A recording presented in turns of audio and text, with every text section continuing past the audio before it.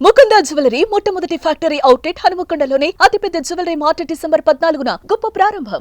గోధూళి దూసరిత కోమల గోపవేశం గోపాల బాలక శతైరనుగమ్యమానం సాయంతనే ప్రతిగృహం పశుబంధనార్థం గచ్చంతమచ్యుత శిశుం ప్రణతోస్మి నిత్యం. భాగవత కథాసుధకి స్వాగతం. ఇంద్రుడు గోకులం మీద కోపంతో సంవర్తకములనే మేఘాలని, ప్రళయకాలంలో మాత్రమే వదిలిపెట్టే మేఘాలని ఈ గోకులం మీదకి వదిలిపెట్టి మీ ఇష్టారాజ్యంగా వాన కురిపించండి, మీ వెనకాల మరుత్తులు వస్తారు, నేను కూడా ఐరావతాన్ని ఎక్కి వస్తాను, వీళ్ళ సంగతి ఏమిటో చూద్దామన్నాడు. అనేసరికల్లా ఏముంది, వదిలిపెడితే చాలు, నీకు అవకాశం ఇస్తున్నాను, రెచ్చిపో అంటే ఎవరైనా సరే అవకాశం ఉన్నంత మేరకు వెళ్ళిపోతారు ముందుకి. ఈ సంవర్తక మేఘాలు కారుమబ్బులు కమ్ముకున్నాయి గోకులం మీద. ఉన్నట్టుండి విపరీతమైన మేఘాలు, పెద్ద జంఝామారుతాలుగా గాలి, ఆ తర్వాత ఏనుగు తొండంతో కురిపిస్తుందా అనేటువంటి పెద్ద విపరీతమైన వాన, అక్కడి నుంచి గాలికి తోడుగా శిలలు రాలి పడుతున్నాయేమో అనిపించేంత పెద్ద పెద్ద వడగళ్ల వర్షం. వడగళ్ల వాన అంటే ఏదో ఉన్నట్టుండి ఎర్రటి ఎండ సడన్గా ఒక్కసారి వాన వచ్చి 1 గంట 2 గంటలు కురిసి ఆగిపోతుంది, తర్వాత ఇంకా పడ్డానికి ఏం ఉండదు. కాకపోతే వీళ్ళు ఎట్లా చేశారంటే ఇలా రోజుల తరబడి రాళ్ల వర్షం పడుతూ ఉండటమే. ఈ శిలల పైనుంచి చిన్న చిన్న వడగళ్ళు పడితేనే మొక్కమోడు సర్వనాశనం అయిపోతాయండి, పంటలు సర్వనాశనం అయిపోతాయి, అదురు వచ్చేస్తుంది జంతువుల్లో.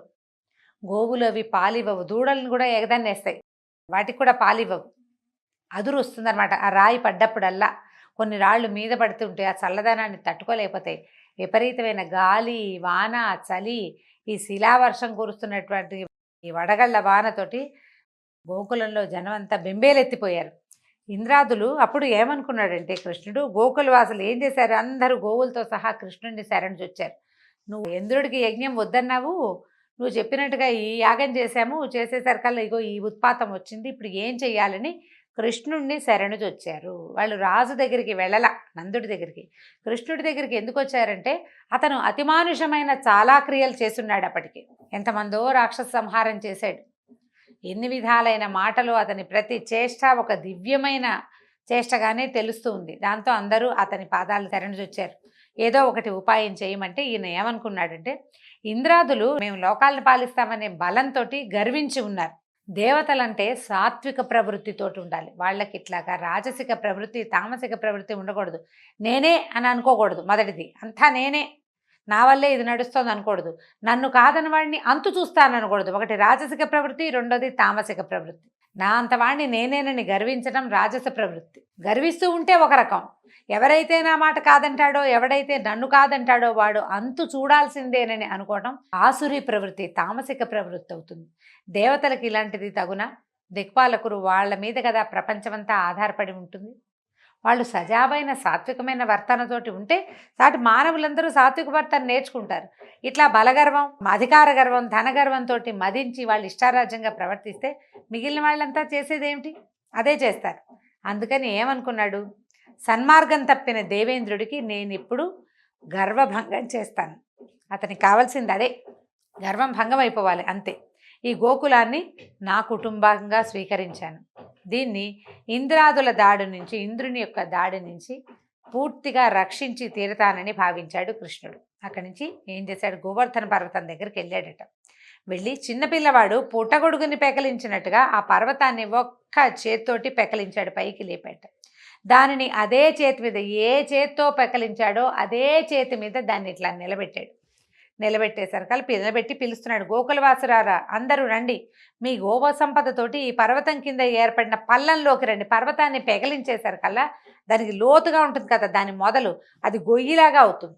ఆయన గోతులోనే నిలబడి ఉన్నాడు, పల్లంలోకి రమ్మంటున్నాడు.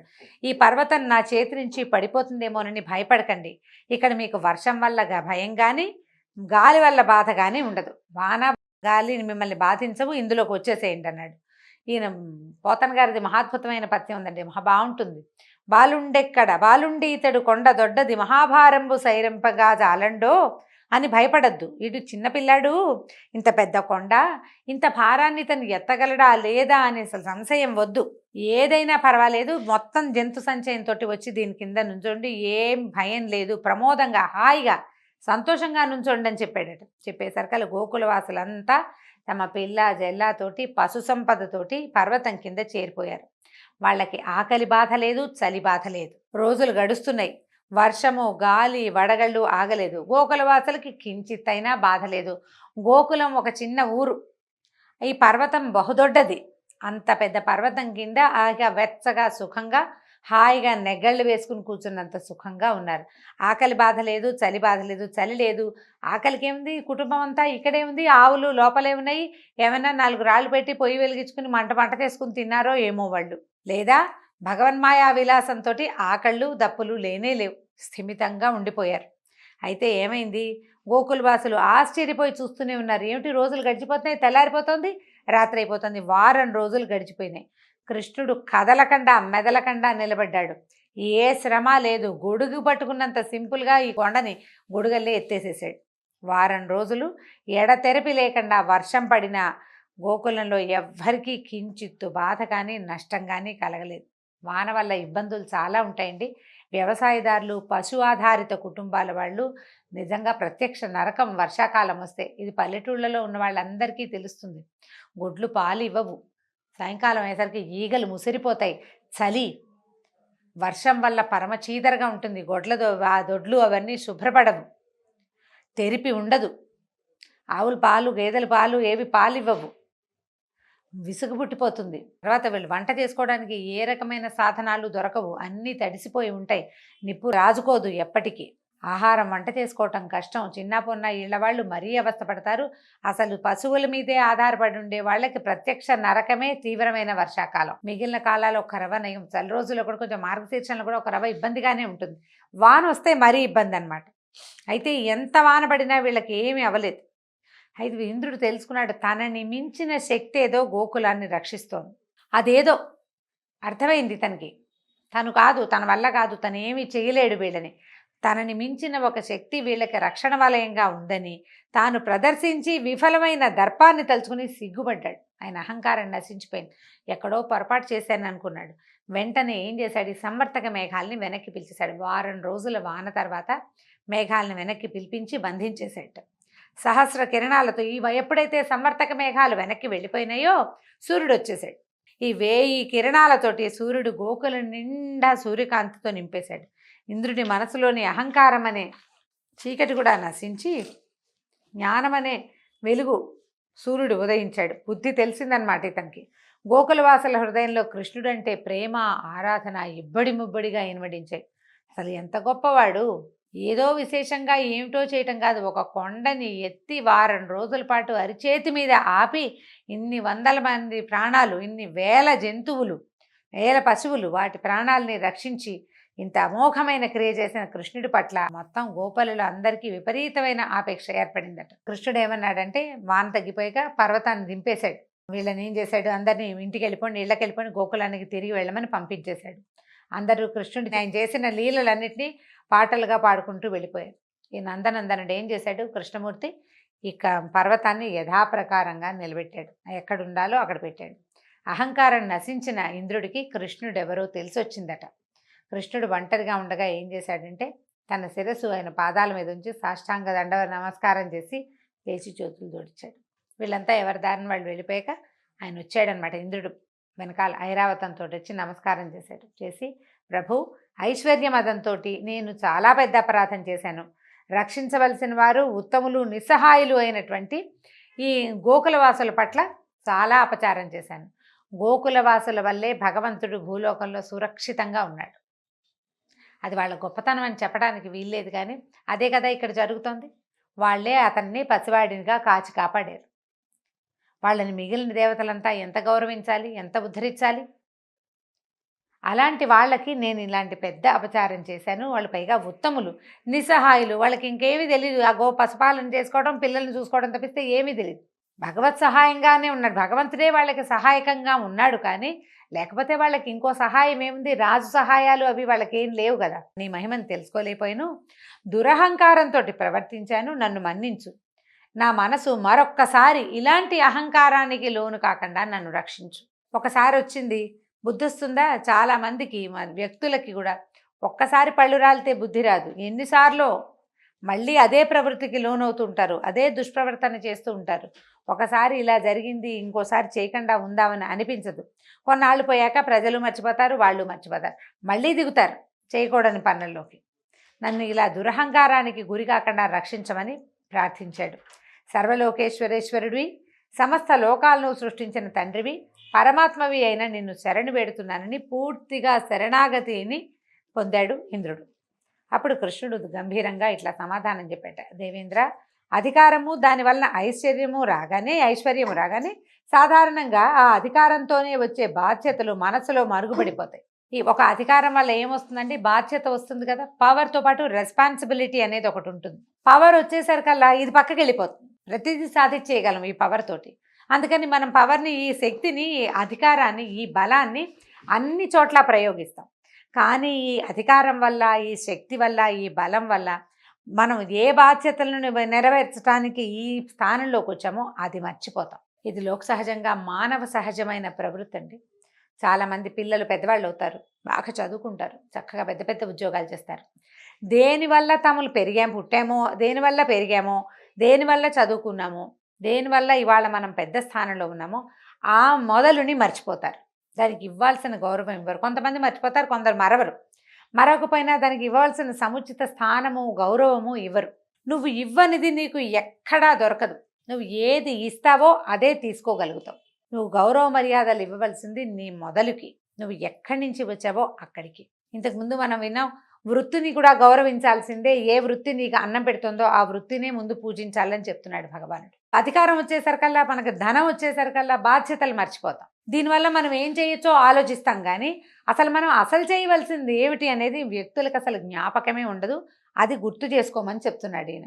నీ విషయంలో కూడా అదే జరిగింది. నీ గర్వం తగ్గించాలనే ఇలా చేశాను. మీ లోకపాలుడు అందరూ కూడా, అంటే ఈయనతో పాటు ఇంకా లోకపాలకులు ఉన్నారు కదా, అష్టదిక్పాలకులు, వాళ్ళంతా ఈ దురహంకారం విడిచి మీ బాధ్యతల్ని సక్రమంగా నెరవేర్చండి అని చెప్పాడు. స్వర్గం నుంచి ఇంద్రుడు బయలుదేరే సమయానికే గోలోకం నుంచి కామధేనువు కూడా బయలుదేరిందట. కామధేనువు కూడా వచ్చింది ఆయనతో పాటు. ఇప్పుడు ప్రభు నిన్ను ఇంద్రుడిగా అభిషేకించమని బ్రహ్మ నన్ను పంపాడు, నీకు అభిషేకం చేయడానికి నాకు అనుమతినివ్వమని అడిగిందట కామధేను. కృష్ణుడు ఒప్పుకున్నాడు.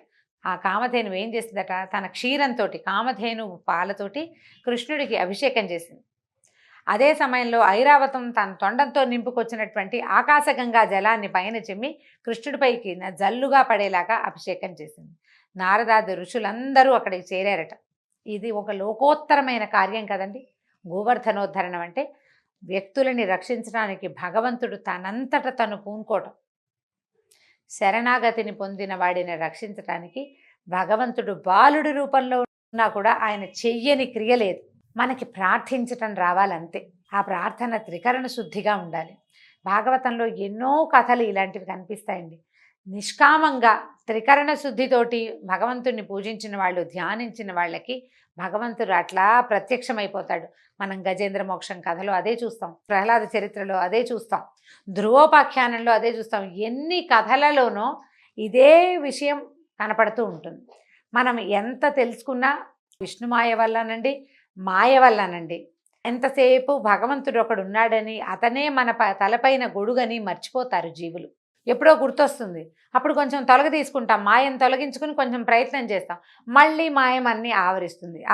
మనని ఆవరించిన మాయని తొలగించుకోవటమే తక్షణ కర్తవ్యంగా మానవులు చేయాలని చాలా చోట్ల చెప్పబడుతుంది. అక్కడి నుంచి వీళ్ళు ఏం చేశారు, యాదవ శ్రేష్ఠుడైన కృష్ణుణ్ణి దేవేంద్రుడు గోవిందుడు అనే పేరుతోటి సత్కరించాడు.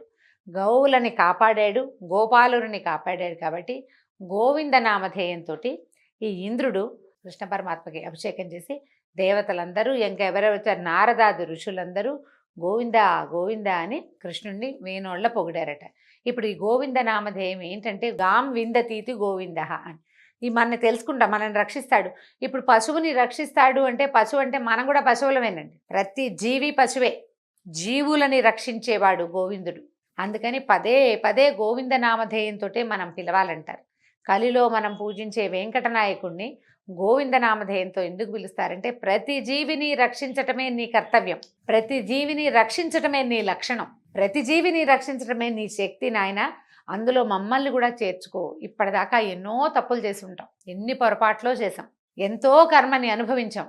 ఎన్నో కర్మలు చేసాం, ఇంకా ఎన్ని జన్మలు ఎత్తాలో తండ్రి, దీంతోటి ఆపు, ఈ జన్మతోటి మమ్మల్ని ఉద్ధరించు, మమ్మల్ని చేదుకో, నీ దగ్గరికి లాక్కో, మళ్ళీ పుట్టవలసిన అవసరం లేకుండా మమ్మల్ని బతికించు, అంటే శాశ్వతమైన స్థానానికి మమ్మల్ని చేర్చమని అడగటం కోసమే గోవిందనామధేయాన్ని పదే పదే పలకమని చెప్తారు. ఈ గోవిందనామధేయంతో ఈరోజు భాగవత కథాసుధ సమాప్తం.